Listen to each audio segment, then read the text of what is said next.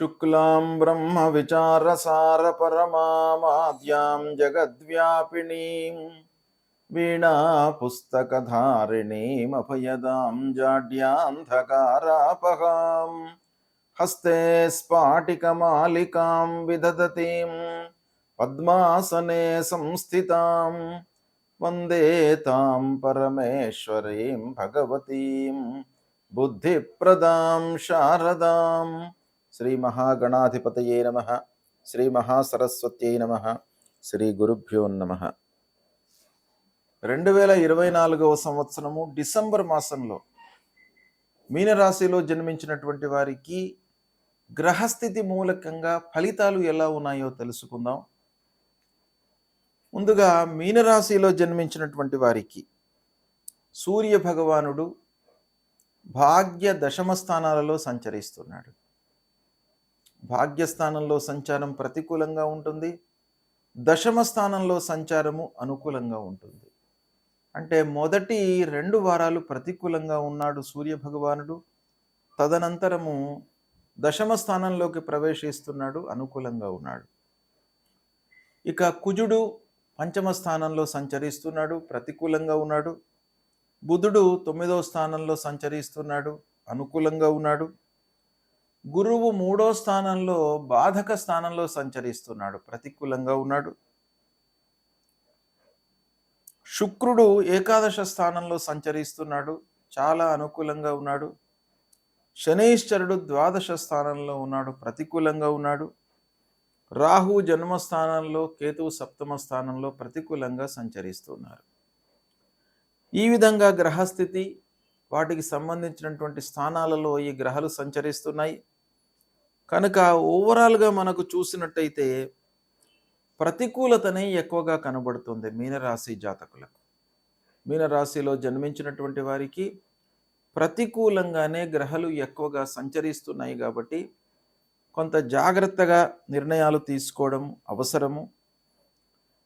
ప్రతి నిర్ణయం వెనుక కూడాను కూలంకషంగా ఆలోచించి కార్య విచక్షణతో సాధ్యాసాధ్యాలను ఆలోచించి నిర్ణయాలు తీసుకోవడం చాలా అవసరము. ఇక 1-2 వారాలు ఉద్యోగులకు కొంత ప్రతికూలంగా ఉంటుంది.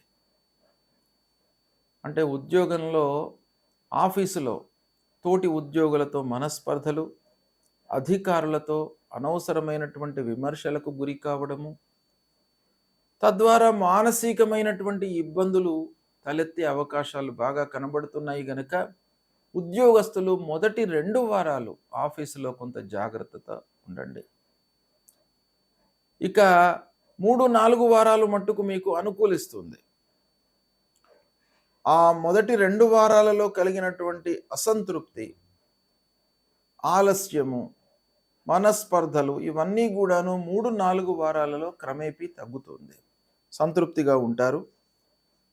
ఇక ఇంటి వాతావరణము మట్టుకు అనుకూలంగా ఉంటుంది. భార్య, పిల్లలు, కుటుంబ పెద్దలు వీళ్ళందరితో కూడాను మీకు అనుకూలత ఉంటుంది. సాహిత్య రంగంలో ఉన్నటువంటి వారికి, కళాకారులకు, మీడియా రంగంలో ఉన్నటువంటి వాళ్లకు, పత్రికా రంగంలో ఉన్నటువంటి వారికి, సాఫ్ట్వేర్ రంగంలో ఉన్నటువంటి వారికి కొంత అనుకూలత ఈ మాసంలో గోచరిస్తుంది.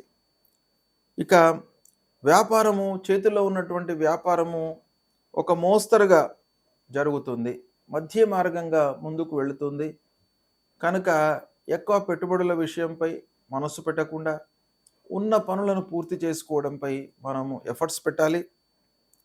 ఇకపోతే ప్రారంభించినటువంటి పనులలో మట్టుకు ఆలస్యం గోచరిస్తుంది. అన్నదమ్ములు, బంధువర్గం యొక్క సహాయ సహకారాలు ఉండవు కాబట్టి బంధువర్గం ఎప్పుడు కూడాను మీకు కొంత గ్యాప్తోనే ఈ మాసంలో ఉండేటువంటి అవకాశాలు ఉన్నాయి. అంటే బంధువర్గంతో కలహాలే ఎక్కువగా కనబడుతున్నాయి సహాయ సహకారాల కంటే కూడాను. కనుక వాళ్లను మీరు ప్రసన్నం చేసుకోవడానికి, వాళ్లతో స్నేహంగా ఉండడానికై ప్రయత్నాలు చేయండి. అంటే బంధువర్గము యొక్క సహాయ సహకారాలు చాలా అవసరం ప్రతి మనిషికి కూడాను. మనిషి సంఘజీవి, నలుగురి సహాయ సహకారాలు, నలుగురితో మాట్లాడడము, అనుభవజ్ఞులతో చర్చించడము ఇవి ప్రతి మనిషికి కూడాను అవసరమైనటువంటి విషయాలే. అయితే ఇక్కడ మనకు గ్రహస్థితి బాగాలేనప్పుడు సంఘం లోపల కూడాను మనకు అనుకూలమైనటువంటి వాతావరణము ఉండదు. ఇక ఉన్నత స్థానంలో ఉన్నటువంటి వారి యొక్క సూచనలను మనం బ్లైండ్‌గా తీసుకున్నట్టయితే ఇబ్బందులలో పడేటువంటి అవకాశాలు ఉంటాయి. ఎవరు సహాయం చేసినా, ఎవరు సూచనలు ఇచ్చినప్పటికిని మీరు ఈ మాసంలో చేయవలసినటువంటి కర్తవ్యం ఏంటంటే ఆలోచించి నిర్ణయాలు తీసుకోవడము. ఇక ఆస్తుల విషయంలో తగాదాలు ముందుకు వస్తాయి.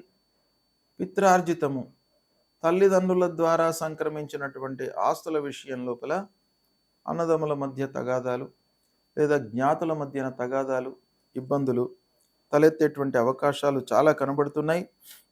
సమయానికి పనులు కాకపోవడంతో రుణభారం పెరిగేటువంటి అవకాశాలు ఉన్నాయి. దీన్ని కొంత నియంత్రించుకోవాలి. ఎందుకంటే పనులు మనకు సమయం లోపల అనుకున్న సమయం లోపల పూర్తి కావు. భారం పెరిగిపోతుంది, ఖర్చులు పెరిగిపోతాయి. తద్వారా మనిషికి ఒక అసహనం అనేటువంటిది ఏర్పడుతుంది.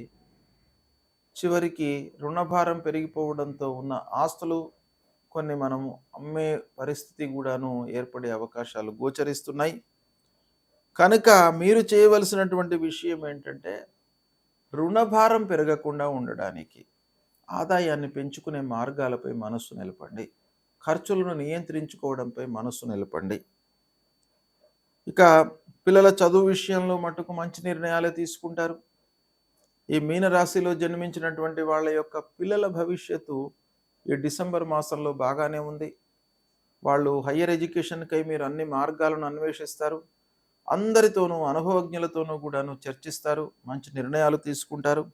ఈ విధంగా బాగానే ఉంది. ఇక ఉద్యోగ ప్రయత్నంలో ఉన్నటువంటి వారికి తాత్కాలికంగా ఉద్యోగం లభిస్తుంది. అంటే పర్మనెంట్ ఉద్యోగం కొరకై ఇంకా మీరు శ్రమించవలసినటువంటి సమయమే. అయితే ఈ డిసెంబర్లో మట్టుకు తాత్కాలికంగా ఏదో ఒక ఉద్యోగంలో మీరు చేరేటువంటి అవకాశాలు మెండుగా కనబడుతున్నాయి. ఆర్థిక స్థితి మట్టుకు అస్థిరంగా ఉంటుంది. దీన్ని జాగ్రత్తగా మీరు నియంత్రించుకోవాలి. కొన్ని రోజులు డబ్బు చేతిలో ఉంటుంది, కొన్ని రోజులు అస్సలే ఉండదు. పని చేద్దామనంటే మన చేతిలో డబ్బు లేకపోవడంతో రుణభారం పెరిగేటువంటి అవకాశాలు ఉన్నాయి. అప్పులు కూడాను కొన్నిసార్లు ఇబ్బందికరంగానే ఉంటుంది. ఎవరిని అడిగినప్పటికీ మన చేతికి సమయానికి చిక్కక ఇబ్బందులను ఎదుర్కొనేటువంటి అవకాశం బాగా కనబడుతుంది శని మూలకంగా. కాబట్టి కొంత జాగ్రత్తగా మీరు నిర్ణయాలు తీసుకోవాలి. అనవసరమైనటువంటి ఆలోచనలు కలిగేటువంటి అవకాశాలు ఉన్నాయి. తద్వారా భయాందోళనలకు గురి అవుతారు. ఇది మీరు కొంత కట్టడి చేసుకోవాలి. వృధా ప్రయాణాలు గోచరిస్తున్నాయి. తద్వారా కూడాను మీకు ఖర్చులు పెరుగుతాయి. కాబట్టి ప్రయాణాలను కట్ డౌన్ చేసుకోండి. అనవసరమైనటువంటి ఆలోచనలు పక్కన పెట్టండి. పనులపై మనస్సు నిలపండి.